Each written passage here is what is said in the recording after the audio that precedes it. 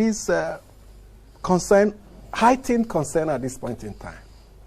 Yeah, one will say that not only my party, Nigerians have been shouting. We are in a very precarious situation in this country. We are actually in a perilous time. We've never seen what we're seeing in this country before now. Every facet of our national life is sick. From insecurity to the economy, to breakdown of infrastructure.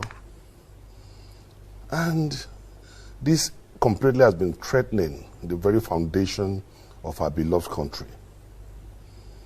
If you look at what is happening in this country today, at the end of the day, you will just know that it's failure of leadership. And at times, you look at it, failure of leadership at all levels, because once the head is rotting, the entire body is destroyed. The country is not only sick, but equally suffers from what I call a dreadful congenital abnormality. What does that mean? It means the country is suffering from a problem that is irrevocably not only contagious, but there's a possibility that there will be no redemption. Is this real or imagined? It's very, very real. As I speak with you, a few days ago, we had 400 Northerners were arrested in Abia at about 3 a.m. in the morning, moving in 35 buses. The implication of that is that information gathering in this country is dead. Because how will they move all the way from up north only to be arrested or accosted in the southern part of the country? Is it in Abia or in Ondo State? Abia. There's another one in Ondo State. Another one happened in Ondo State. So what we are saying is that we are in a very, very precarious situation, and all this boiled down to failure of leadership. And the body language of Mr. President, the body language of this government also is not encouraging. Because this particular government have the strength, but they do not have the will. They do not have the spiritual will. They do not have the moral will. They do not have the political will to be decisive and take action. For example, why Nigerians are disenchanted, why this problem may not see the light of the day, is because since March last year, till this minute, our government is being run on Zoom. Federal Executive Council, back to back, over 1 year, is on Zoom. Is it not in the light of the present realities the new normal? It is not normal. Why are we holding the Federal Executive Council on Zoom? 3 weeks ago, or 4 weeks ago, 797 billion was approved on Zoom. 1 hour 30 Zoom meetings. You are not defending memos. There's no critical analysis of projects, policy formulation and implementation done on Zoom. America, that is the worst hit by COVID, don't hold Zoom executive meetings. And if less than 60 people, because the Federal Executive Council, they are less than 60, or about 60. So if 60 less people, than 60 actually. Less than 60. So if less than 60 people are complaining of COVID, when 109 senators are sitting, when 360 members of the House of Representatives are sitting, then you know that it is not a problem of COVID. It is a problem of incompetence. It is a problem of incapacitation. It is a problem of gross. The area surface of the council chamber of the presidential villa is far less than the National Assembly. And perhaps the government should not be seen to be violating the safety protocols, non-pharmaceutical measures. No. Nigeria is Nigeria. And I want to tell you, there's a banquet hall, even with observation of COVID protocol, can take 1,000 people. That's the banquet hall in the villa. It's there. And even the chambers, the council chamber of the villa, can take 60, even with the protocol of COVID. But that's what I'm saying is that the signal to Nigerians is that there is a problem somewhere. And we have a problem because the president is the president of the Federal Republic of Nigeria. President Buhari needs to speak to Nigerians directly. need to commune with Nigerians, need to converse with the media, need to ask questions. Our president is absent. And this have a negative concomitant effect on the war against insecurity in this country. As I speak to you, it is very pathetic, but our president is not available. This is the first time in the history of mankind that we hear presidency says, Garba Shehu will talk, presidency says, Adesina will talk, presidency says. We want to hear presidents say, we didn't vote for presidency. Are they we didn't vote for Garba Shehu. Are they not employed to speak for the president? They are to speak for the president when there is a policy information. But in terms of interaction, we voted for President Muhammadu Buhari, not Garba Shehu. We want to hear president said, not presidency says. All this put together, culminate together, encourage the insecurity that we are passing through. When last did you hear the president, or have you ever heard the president sit down and say, you, the IGP, if you cannot take care of insecurity in so, in 3 months, you are fired? Have you heard the president say, come, the chief of army staff, if you cannot flush Boko Haram in 6 months, you are fired? The country is sick, killing is pervasive. Look at the innocent children. Just a moment ago, I announced the suspension of the managing director of Nigerian Ports Authority. That's an action from the president. That is politics. It has nothing to do with insecurity that is bedeviling us. We want to see his actions in the areas that matters. When they play their internal politics, that's their problem between the Minister of Transport, herself, and that's their own internal problem. But what I'm saying in essence is that we cannot continue to keep quiet. Unfortunately, Nigerians are yet to realize that in an unjust society, silence is a crime. This problem is pervasive because the people who ought to speak are not speaking. I'm totally disappointed in so many people we call men of God in this country. From my understanding of the word of God, in the Old Testament, prophets are change agents. God sent them to kings to tell the kings, repent, or so. That was what happened to Jonah on his way to Nineveh. That was why Moses was told to go and tell Pharaoh, let my people go. That was what Joshua did. And the same thing in the Quran. But these days, people are not coming out to speak the truth. They are afraid of Buhari. Buhari is a human being. He's not an angel. He's not a prophet. He's Buhari of Daura. I have conquered fear. I'm not afraid of anyone, because if you look at it, the tree of freedom, the tree of liberty, will only be watered by the blood of martyrs. I have conquered fear. I'm not afraid of death. I'm not afraid of arrest. They can even stay by your gate and arrest me after this program. I'm used to it. But we cannot keep quiet in the face of obvious obscurity. Now, will you say this country is going to the brink? Every facet of our national life, the economy, insecurity, everything, Buhari's cause F9 parallel. Now, will you categorize Bishop Cook and Father Mbaka in this, and so many, Cardinal Naeko, many of them speaking of, will you categorize them into? That's why I use the word some. Okay, some. Almost. Even the Islamic clergy, it is their responsibility to speak. Where are the CSOs? Where are the CSOs? Where are the civil society organizations? Where are the activists? Where is MBA? Perhaps they didn't interpret the reality, the situation, the same way you have. Perhaps they could believe that things are normal. All Nigerians, the people being killed are our brothers, our sisters, our nephews. Now you heard what is happening in Abuja here. How can individuals be the ones citing either Boko Haram or bandits in Kuje and other outskirts of the town when we have security agencies?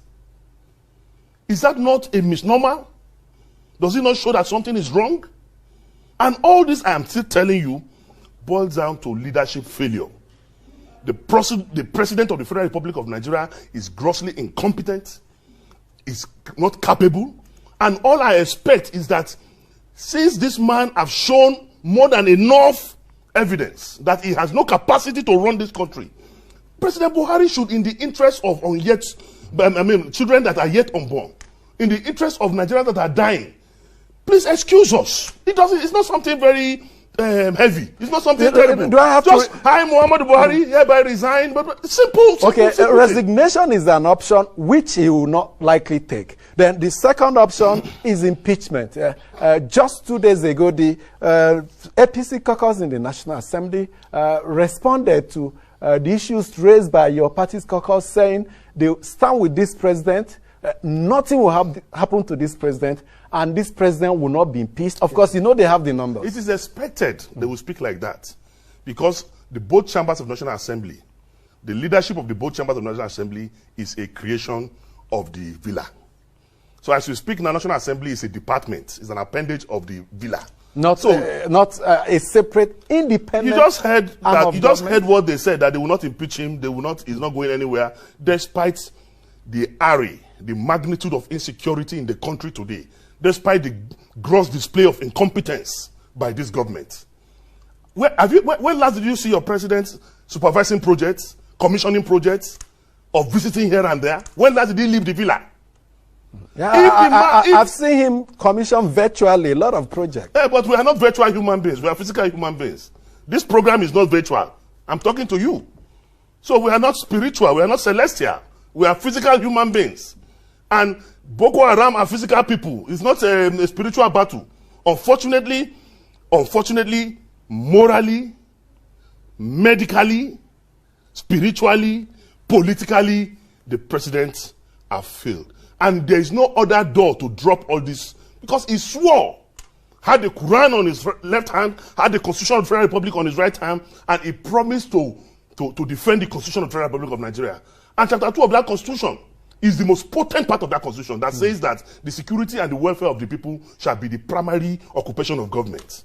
You raised some issues about our foreign debt, that our national debt, I moved from about 10 trillion when PDP was in power to almost 33 trillion. And your party is concerned that if we don't put an end, in fact, part of your demand is that we should stop forthwith further borrowings. APC is what Yoruba people call Omoni Nokuno.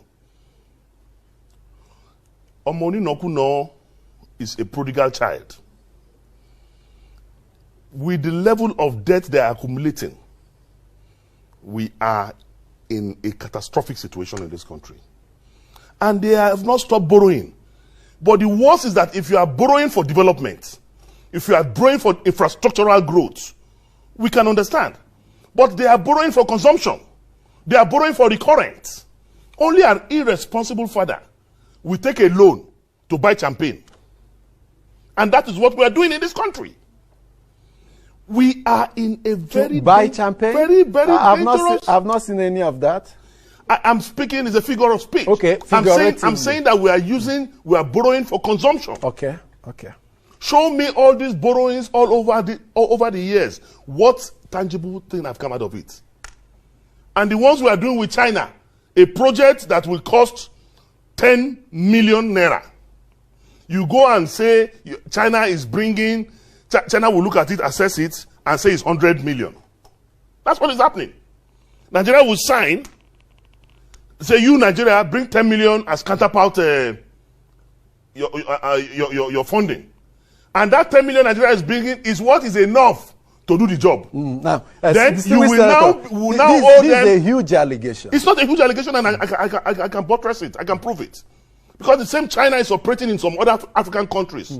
Carrying out different projects, including rail transport business. And we can do a comparative analysis of what those countries are paying and what Nigeria is paying. But they're different environments. It doesn't matter. It doesn't matter. Rail is rail. Those people even have a more complicated texture of soil than even Nigeria. So the whole thing is fraud.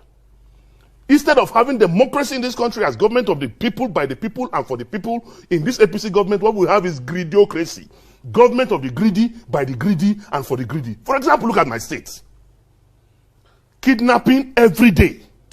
I was on TV the other day, I saw my governor told a compound lie that the kidnap of one of the local government chairmen did not happen in Kogi State. Something that happened in Kogi State. My own colleague, Senator Clifford Odia, was coming all the way from Edo. Within a space of 1 hour in Kogi State, he got attacked twice. even with his mobile policemen around him. 3 of them were hospitalized. He got attacked between Okene and Lokoja. He got attacked again between Lokoja and Abaji on the same trip.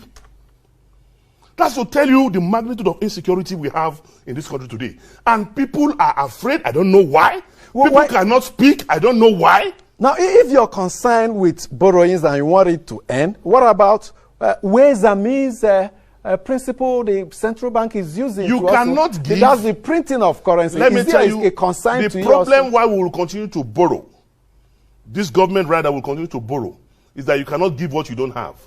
In the whole of Buhari's government, from Security and Exchange Commission to CBN to Ministry of Finance to what's it called, budget and planning, all the financial sector of his government, there's no single economist. I challenge you. There is no single economist heading any of them. The head of budget office? I'm saying that there is no single. I'm talking on a live TV, and I am open to reaction. We'll find out. I'm telling you that there is no single economist. Once you give carpentry job to a tailor, it will not perform. I mentioned Akabweze, the head of budget office. I'm talking of management of the economic structures of the country. The budget office is critical to it. That is not answerable to a minister. It's answerable to a minister. I'm talking of the man whose box top on the table. Who verified that? Verify that. Who verified the status or the academic background of the Minister of Finance? Go and confirm. Confirm. There's no economist among them. Okay. And automatically, you cannot expect miracles to happen when you are operating a government of Zoom. Okay. By Zoom and for Zoom. Let's take a break. When we come, Zainab Ahmed, she read accountancy.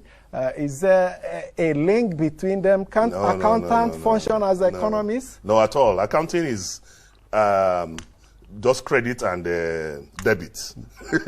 Economists deals with development of mankind, and it deals with macro and micro of the economics. So it deals with developmental pattern and policy formulation and implementation for an economy. Okay. What we need in this country. We are trying to get the profile of the head of budget office, which is also critical to. You may have to wait till after. You may have to search till after rapture. When I said there is no single economist in this government, I meant what I said. But even the National Economic Council is being chaired by a lawyer. The vice president. So you cannot be talking about what I'm saying, that from the foundation of this government, there's insincerity of purpose, of heart and commitment. Like I said, you cannot give what you don't have. There is no agenda to rescue this country. This government came and it has been reduction, deploration, reduction, and it's all intertwined. This economic situation, this unemployment, have a negative resultant and concomitant effect on insecurity. Unfortunately, we expected that the president, who was a general in the Nigerian army, will have the capacity to tame this government. But the behavior has been like a Boy Scout. I mean, the same Nigerian army that went to Sierra Leone, that went to Mali, that went to Liberia, the same Nigerian army that did well with the United Nations are the same people behaving today like Boy Scouts. It all boils down to the body language of the CNC, who is supposed to show some level of capacity. We need a president that knows what time it is in the world today. We need a president that knows what's up. We need a president that understands global politics and global economy. We need a president who will sit down and put square pegs in square holes. But in this country, with the way things are being run, automatically, we cannot. The president should just excuse Nigerians. We cannot continue like this. And we have to say it the way it is, not minding whose house is God.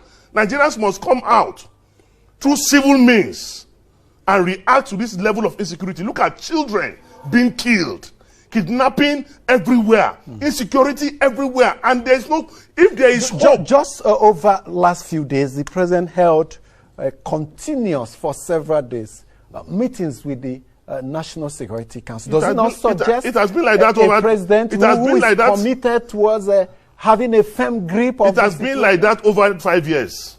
And once they finish the meeting, somebody come and address the media in front of the villa. President, that is, for me, it has become a pattern. It has become a routine. What is the effect of those meetings? We are not seeing it. It took fire and brimstone. The president reinforced failure when the service chiefs failed in this country. When a coach fielded a particular players for 20 matches and there's no goal, and you continue to field the same player, then automatically you are sick. You are not okay. Then you are reinforcing failure in the words of Olusegun Obasanjo. We must move from this dead application of power by the APC. But I'm not surprised because it's not a political party. It's not a political party. You were with them for a long time. Yeah, not for a long time. Once I was blind, now I can see. All things have passed away. I cannot continue to be in an NGO because as I speak to you, APC have no elected national executive officers. So they are not a political party. APC cannot hold convention. They postponed their convention twice. They've extended the life of the caretaker committee. Caretaker committee is alien to the Constitution of the Federal Republic of Nigeria and even the Constitution of APC itself. But the PDP also had a caretaker committee at some point. In 6 years, APC, they do not have a board of trustees. They've not held one board of trustee meeting in 6 years. And these are the ingredients. I thought they reconstituted and named it Board of Elders and they were trying to constitute. But for the PDP also held for years interim caretaker committee. Every party have a crisis period. But you must be able to manage it and come out of it. Their own have lingered for how long? And you are making a sitting governor who is supposed to be in Yobe doing his elected responsibility there to be a caretaker chairman. I mean, who does that? All their caucus meetings hold in the villa. Is the villa an extension of the party secretariat? Okay, now let's look at what your party is saying, demanding that the president should do. He should upscale the number of security operatives, that is, recruit them, seek foreign help, ensure the creation of state police, involve states in National Security Council meeting. The Minister of Information, Lai Mohammed, responded to some of this and he said, the party is already on this, the government is already on this path, and the PDP is aware, and yet is claiming to be providing the pathway for a government that has compass leading it to its destination accurately. My brother, just leave Uncle Kulayi alone. He's just doing what he's supposed to do. You know, it's my uncle. So I would not want to, but just leave. They have no capacity. But on the issues, the APC have no capacity to even do the things that PDP is asking for. We will speak as PDP to say do A, B, and C. But they lack total capacity to do what. Who will implement all this? Is it the same Minister of Defense who is already crying foul that there's blood all over the streets of Nigeria? Who? You cannot give what you don't have. These ministers in power, presently in the Buhari administration, who have no voice, they are the ones who will do what? The solution to this problem is simple. Either the National Assembly become born again and impeach the president, or the president agree that he is medically, physically, and politically incapacitated, and then hand in the towel. Then we cannot begin to rejig this country. We cannot begin to work on the security architecture of this country. We cannot begin to say, okay, let's even hold a national conference or something to create a way for us to get out of this insecurity problem. You're talking of national conference, and the presidency said some people are planning some conference where vote of no confidence will be passed on the president and cause social upheaval and link to the overthrow of the government. We don't need a conference to pass vote of no confidence. I'm in AIT here. I'm passing a vote of no confidence on Muhammadu Buhari, President of the Federal Republic of Nigeria. Take your microphone and go to the market space. Go to motor parks and interview common men and women on the streets. They will tell you they've already passed vote of no confidence on this government. Even God has passed a vote of no confidence on Nigeria. Until we change this leadership, inept leadership that does not have the consciousness of... The president is aloof. The president is not with us. Unfortunately, he's absent. Unfortunately, he has not joined our ancestors. He's in transition. We cannot see him. Everybody. We cannot see You him. and I, we are in transition. No, I'm not in transition in that regard. We are all in transition. No, I'm not in transition in that regard. Nobody knows when it will be, but your party also promised to help the APC come out of this quagmire. In what ways? That's what they have done. That's what they have done by advising Mr. President. And it didn't start today. Every time we have our next meeting, Secondus, the national chairman the capable chairman of our party, always give the president advice and give hints. Atiku Abubakar always give hints and advice to Mr. President. Even me, Dino Melaye, many times I came up with one or two advice, but this government is deaf and dumb. They will not hear. So the best thing is that they should excuse us. We cannot continue to see blood all over the place. Maybe he's not even aware. People should go and tell him that Nigerians are dying. Children are dying. Women are dying. There is nowhere in Nigeria that is safe. Abuja, that we are calling seat of power, they are going to run us over very soon if we are not careful. Already they have taken over the surrounding of this town. Niger State, just 1 hour away, their flag is already in one of the communities in Niger State. How can we keep quiet in the face of obvious obscurity because people are afraid? What are we afraid of? When death is inevitable, it's better some of us die to lay the sacrifice for the redemption of this country from these economic cankerworms and financial scavengers. We cannot continue to keep quiet like this. It's not possible. Nigerians must wake up from their slumber, must come out of their cocoon. We must speak the truth to power. We cannot continue to keep quiet when we have a president that is aloof, a president that will not talk. Who do we blame if not the president? Now, because if everything goes well, we will give him the credit. Now, let's talk on the solutions. To what extent will state police help to solve this? And how soon can we enshrine it in our statute? To a great extent, it will solve the problem. But this government will not establish state police. It's still the same problem. Look at our elections. In the 8th National Assembly, we passed the amendment to the Electoral Act. The president refused to sign. Now, the National Assembly said they will pass it in February, they will pass it in April, extended it to June. They are not going to do it.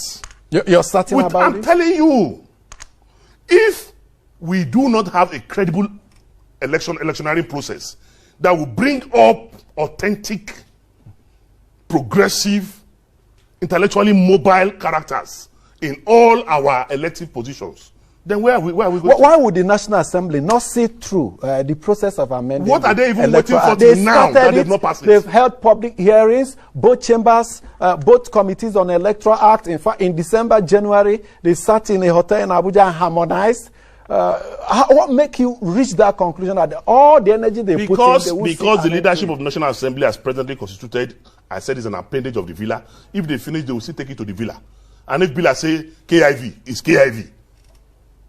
Is that the kind of country we are going to run? And Nigerians will keep quiet? And people will not ask questions? Everybody should keep quiet?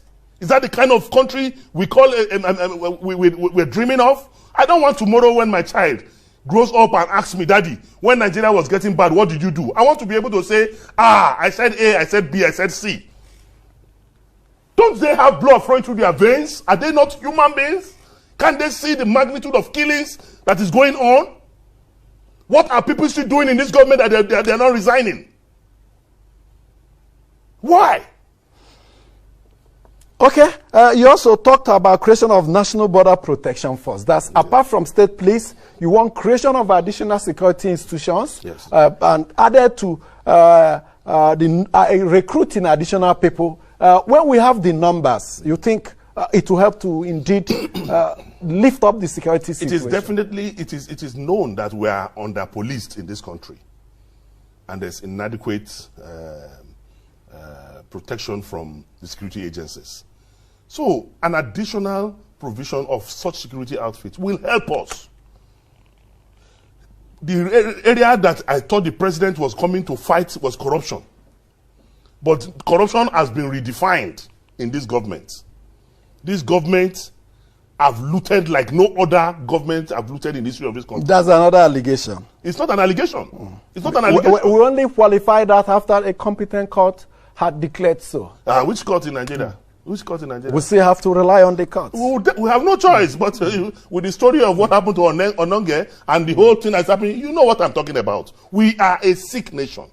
The only thing that can rescue this country is for Nigerians to stand up in a peaceful and civil manner and react to this satanic administration that is supervising the killings of innocent Nigerians. Now, it's very hard, strong words they're bringing in, satanic, and they're not very friendly for broadcast. The situation is not friendly for Nigerians. People are dying. But abnormal situations demand abnormal instruments. Yes, but we have to be careful so that we don't. I understand you don't want to pay NBC fine because once you speak NBC will fine you. No, it's not issue of 5 million, NBC. 10 million. No, I understand what you're saying. It's issue of moderating but the views, truth of the matter is that the truth must be spoken irrespective of whose house is guard. We are not afraid of them. Now, Electoral Act not yet in place. What do you expect your people in the National Assembly, your legislators in the National Assembly to do in order to give added push to the process, almost at the end, just a little push? The only thing we can do is to speak to the caucus, the PDP caucus in the Senate, to continue to fight and antagonize all the negative manifestations of the APC. But you saw the caucus of APC saying no matter what, they are behind the president. Even when it is so obvious that the man has failed, that the government is completely down, that these killings, they have no capacity to stop it. So the National Assembly, honestly, I think constituents should start asking each of their members, either in the House of Reps or in the Senate, questions.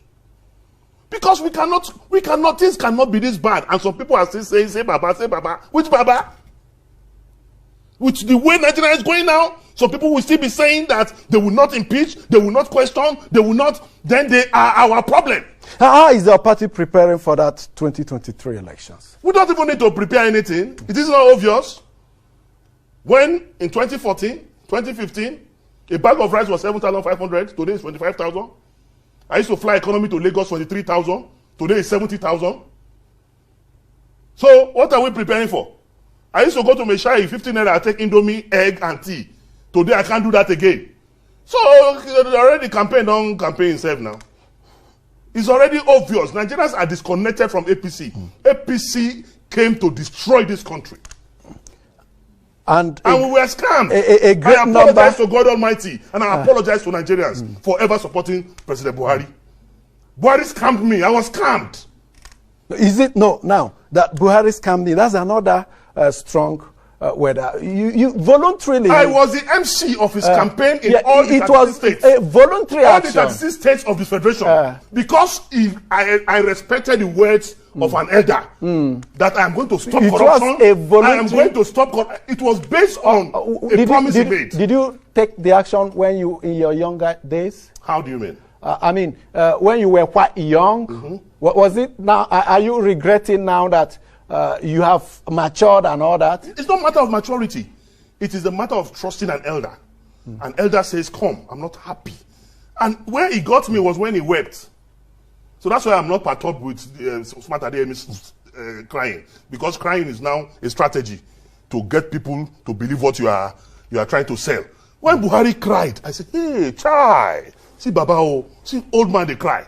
This man must mean well for this country. And when they tried to assassinate him, and the way he said he's a general, he can tame insecurity, the issue of Boko Haram and the missing girls at that time, I believed him.